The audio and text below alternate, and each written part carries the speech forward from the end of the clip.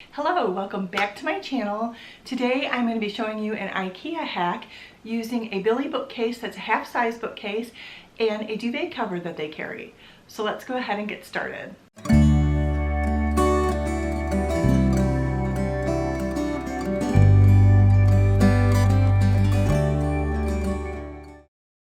So I am using the Billy half-size bookcase, the normal full-size bookcase that everybody likes. I'm going to be using the half-size one. I'm going to be using it in white, and I'm also going to be using this duvet cover that you see here. And so the bookcase was $29 and the duvet set was $19.99, and I'm actually using the duvet set for the fabric in it, and it is a toile. And if you ever look for toile fabric, you will know that it is expensive. And so I saw this duvet and I thought, okay, that is going to be perfect for what I need it for. And I'm not even going to use all of the fabric. I just thought it was a great way to use it, and then I have lots of it left over that I'll be able to use for other projects too. So I want to make a farmhouse style curtain to go over the bookcase so that it has kind of a farmhouse slash French country look to it. So the first thing that I did was I took out the duvet cover and I found the natural hems because I want to work with the natural hems, and so I started from there. So you want to make sure that the pattern is turned the right way before you go to cut, because the toile pattern, it's like looking at a picture. So you do have to make sure that you have that in the right place. So they say to measure twice and cut once. I measure 3 and 4 times because I am not a seamstress, and I have sewn before, but I'm not that great at it. So I always measure multiple times to make sure that I'm right. And then sometimes even somewhere along the way, I still run into a snag. But I like to do DIYs for myself, and I like to save money. So this saves you money, and then plus if you don't have a sewing machine, this particular hack is gonna work well for you. There's a natural hem along the bottom of the duvet, and there's also some snaps there, and that is where you would stick the duvet in. So I'm actually going to work with that natural hem, and then I'm also going to work with the 2 hems along the side. So when I cut my pieces, I'm actually going to be cutting them out from each side. And the other thing that I'm doing is I'm cutting through both pieces of fabric, the front and the back of the duvet.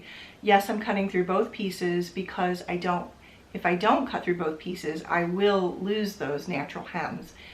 And also because I want to give it more fullness, I feel like if there's 2 pieces of fabric there together, that will give the curtain a little more fullness when I go to hang it.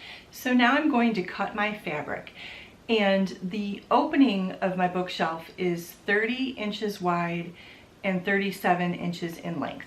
So I'm going to be cutting 2 panels, and I'm going to cut them lengthwise. I'm going to cut them 41 inches long so that I have 3 inches extra to allow to fold that fabric back so I can make my pocket for my tension rod.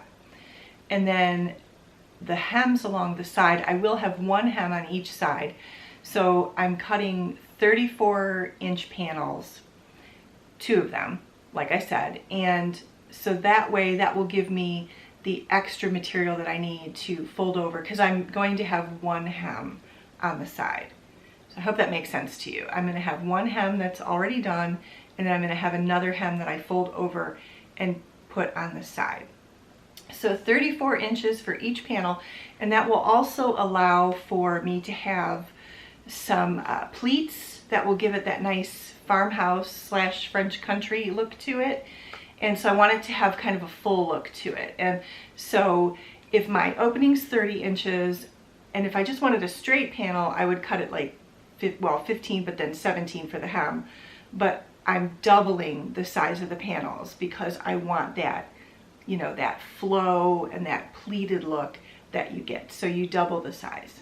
And the other thing with the top hem for the tension rod is that if the more room that I have for it, the easier it is for me to open up the curtains, because I will need to access those shelves inside.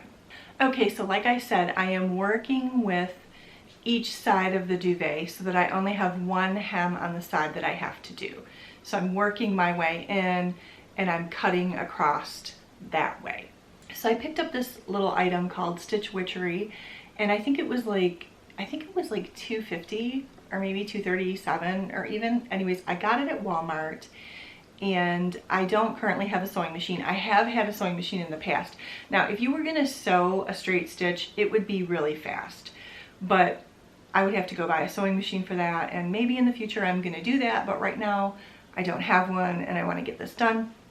So I found this really neat item and I thought, oh my gosh, that is great. So I'm gonna be using it, not sponsored or anything. I just think it's a really neat item if you have to hem something and you don't have a sewing machine. It's wonderful. So you just take it and you place it on your fabric where you want it, where you want to make a hem.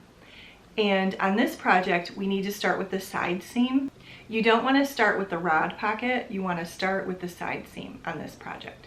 So the Stitch Witchery that I'm using is 5/8 width size. There's different sizes, just so you know.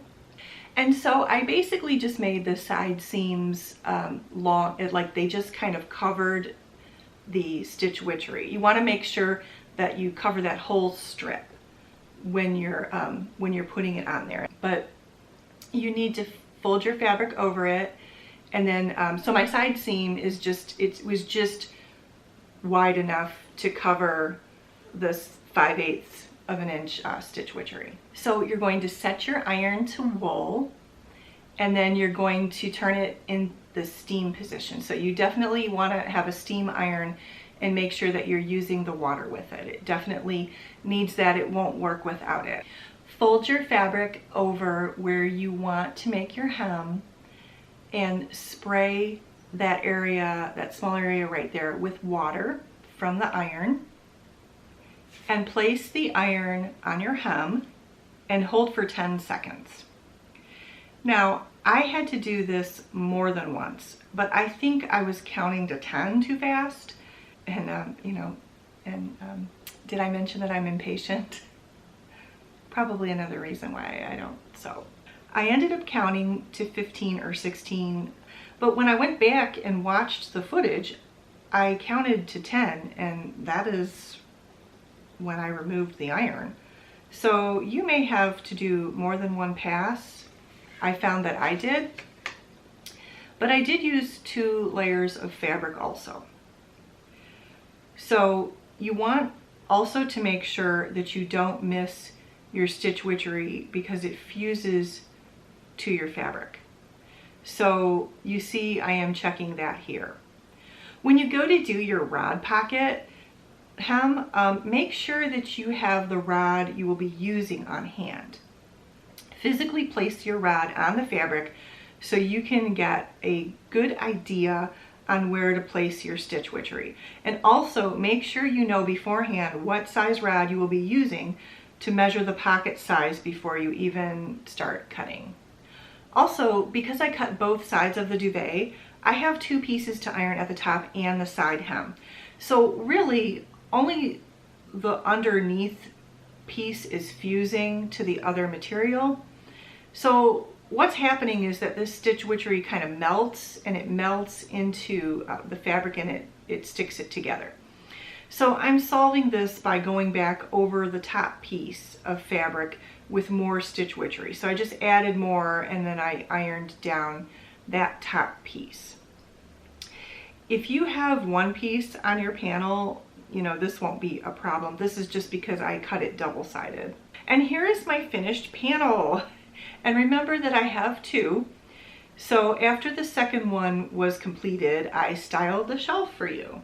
Soon this is going to go in my laundry room, and I just styled it here for you to show you what it looks like. And I just put a few little decorative pieces on top of it, but it is going to go in my laundry room.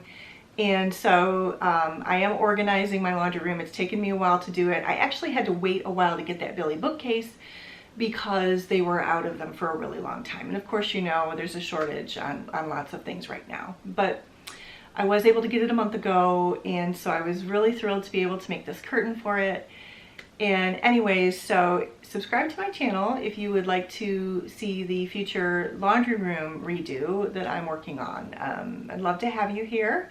I try to make a video about once a week, and sometimes more than that, but I can usually handle one a week, and sometimes I make more than that.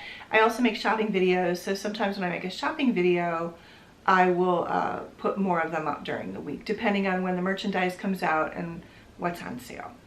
So all in all, this Billy bookcase was $29. The duvet cover was $19.99, and I can't remember, I think the rod pocket was, the tension rod, sorry, was probably about maybe $10.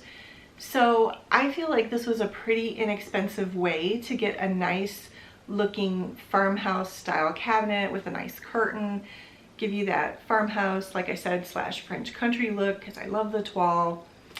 And anyways, if you enjoyed this DIY, please give me a thumbs up. I would really appreciate it. Leave a comment below if you liked it or you have any suggestions, and I will see you in the next video.